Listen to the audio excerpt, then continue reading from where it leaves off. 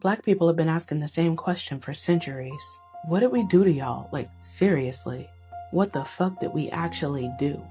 Because at some point you have to stop believing that this is random. You stop believing that this is just ignorance. Because how are Black people simultaneously copied, feared, mocked, criminalized, fetishized, segregated, underpaid, over-policed, erased, and exploited on basically every continent on Earth? At some point you have to realize, oh, this is not about behavior. This is not about morality. It's not even about individual Black folks. This is what Blackness was made to represent in the modern world. And that answer is ugly, because the truth is, Black people became the foundation the modern world built hierarchy on. That's the answer. Not because Black people did something uniquely wrong, not because we're uniquely violent, not because we're uniquely criminal, but because Europe and then the United States needed a permanent bottom caste to justify slavery, colonialism, empire, and capitalism. You can't build an empire on stolen labor without creating a group you can convince the world deserves exploitation. That is what we became. That is what Black people became. The justification, the bottom rung. And once the world built itself around Blackness meaning less than, every other group learned to define themselves in opposition to that, right? That is why anti-Blackness survives, even in places with barely any Black people, because it's not based on personal interaction.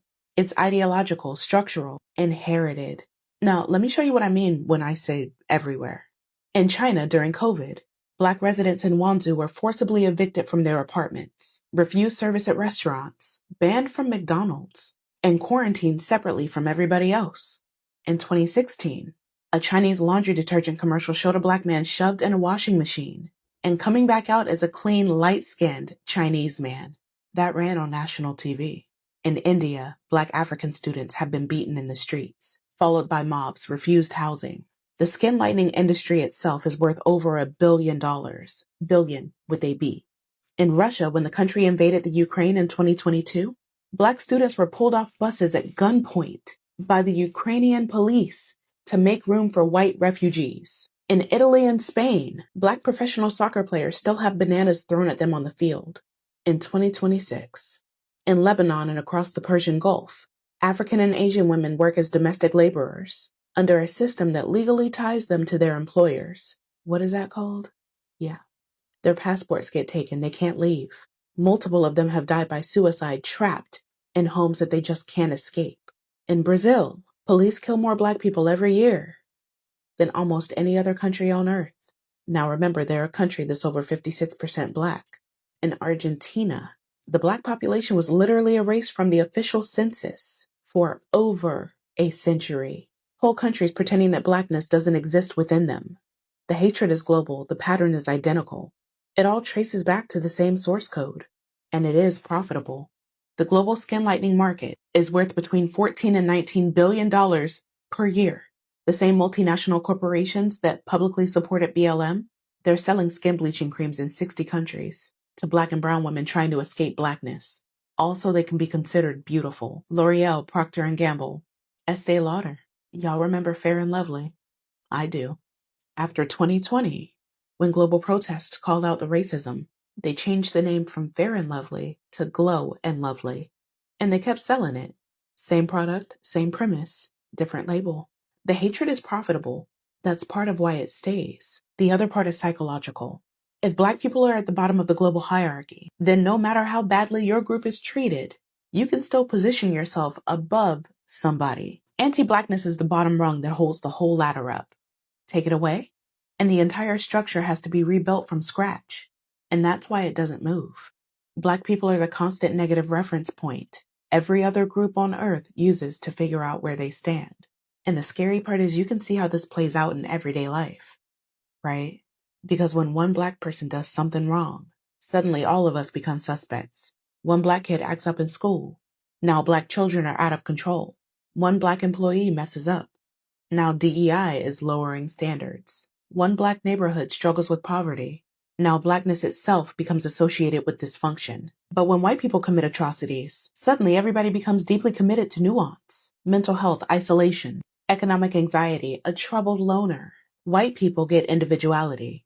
Black people get collective judgment. That is conditioning. That's centuries of propaganda teaching the world that blackness represents danger, incompetence, aggression, hypersexuality, criminality, laziness. Whatever the society needed blackness to symbolize at that moment, just to justify the unequal treatment. And people absorb those ideas before they even realize they have them. This is why black people have to constantly overperform humanity just to receive baseline grace. You have to be exceptional. We have to be exceptional to get what other people get automatically. And that shit is exhausting. Exhausting. A lot of you all question why I show up the way that I show up because you wouldn't listen if I showed up any other way. And you know it. People in this country love to talk about racism like it's abstract. Slavery was bad. Jim Crow was bad. The civil rights movement happened. And now we're past it, right? That sanitized version is how this hierarchy stays intact. So let me see what was actually done to black people in this country. Trigger warning, it's about to get graphic. Mary Turner. I've told you about her. 8 months pregnant. May 19th, 1918, Lowndes County, Georgia. Her husband had been lynched the day before for a crime he didn't commit. When she said publicly that the men who killed him should face justice, a white mob came for her. They tied her by the ankles, hung her upside down from a tree at Folsom's Bridge, doused her in gasoline and set her on fire, all while she was still alive. They took a butcher's knife and cut her open. Her unborn baby fell to the ground. A man in the mob stomped on the baby's head, and then they shot Mary Turner's body hundreds of times. She's one of at least 3,446 documented black people lynched in this country between 1882 and 1968. And lynchings were not done in secret. They were public events. White families brought picnic baskets. They brought their children. They posed for photographs next to burnt bodies. They cut off body parts and kept them as souvenirs. Fingers, ears, genitals. Sold them in jars at general stores. Postcards of the bodies were mailed through the United States Postal Service. Yeah, the same one that brings you your mail. You could buy a postcard of a black corpse hanging from a tree and send it to your cousin in another state with a note that says, "We had a good day today." This is what was happening in this country in 1918. The same year my great-grandmother was a young woman. The same world my grandma May was about to be born into. Emmett Till, 14 years old. August 1955. A white woman in Mississippi accused him of whistling at her. Decades later, she admitted she made it up. 2 white men dragged this boy out of his uncle's house in the middle of the night. They beat him. They gouged out one of his eyes, shot him in the head, tied a 75-pound cotton gin fan around his neck with barbed wire, threw his body into the Tallahatchie River, and when his body was recovered, his face was so destroyed it was unrecognizable. His mother, Mamie Till, insisted on an open casket. She said, "Let the world see what they did to my son." The men who killed him were acquitted by an all-white jury. A few months later, they sold their confession to a magazine for $4,000. That was 70 years ago. How old is your parent? How old is your grandparent? The violence has not stopped. We know that. So let me bring you a little more current, because that kind of stuff just doesn't happen anymore, does it? Sonia Massey, July 6, 2024. Springfield, Illinois. A 36-year-old black mother of 2 called 911 because she thought there may be a prowler outside her house. 2 sheriff's deputies came inside and she moved a pot of boiling water off her stove. She turned to the deputy. She said, "I rebuke you in the name of Jesus." The deputy pulled his gun and yelled, "I'll fucking shoot you in your fucking face." And he shot her in her face in her own kitchen after she called 911 for help. Second-degree murder. He got 20 years, and her mother said at the trial, "Today, I'm afraid to call the police for fear that I might end up like Sonia." Breonna Taylor, 26 years old. March 13th, 2020. Asleep in her own bed in Louisville, Kentucky. Police executed a no-knock warrant on the wrong apartment. They fired 32 shots into her home. 6 of them hit her. She bled out on her hallway floor. The officers that killed her were never charged with her death. That's just some of the names you know, right? There are black women dying in police custody every year, whose names you will never hear. There are black trans women being murdered every year, whose names you will never hear. There are black children being killed by police, whose families will never see a trial. The Washington Post tracks every fatal police shooting in this country. Black Americans are killed by police at more than twice the rate of white Americans, year after year after year. And right now in 2026, the violence is being expanded. ICE raids are going into black neighborhoods. They're looking for Haitian, African, Afro-Caribbean immigrants and disappearing them into detention. Families ripped apart, children separated from parents, people being deported to countries they'd never lived in. The federal government is rebuilding the infrastructure of racial terror, all under a new name. It's the same playbook, though, just a different uniform. I told you about my grandma May. She's from South Carolina, and she couldn't look white people in the eye. Didn't want to. She could not. Because black folks from her generation learned that eye contact could get somebody hurt. So even after the laws changed, her body still remembered. That's what racism actually does to people. It settles into the nervous system. My grandma Alice barely talked about what happened to her growing up black in the South. And honestly, that silence bothers me more now that I'm older. Because I think some black elders knew if they started talking, the grief would never stop coming out. My mom was a part of the school integration process. She walked into the school and saw the words, "Go home, niggers," on the wall. My mom. And still had to sit down and learn math after all that.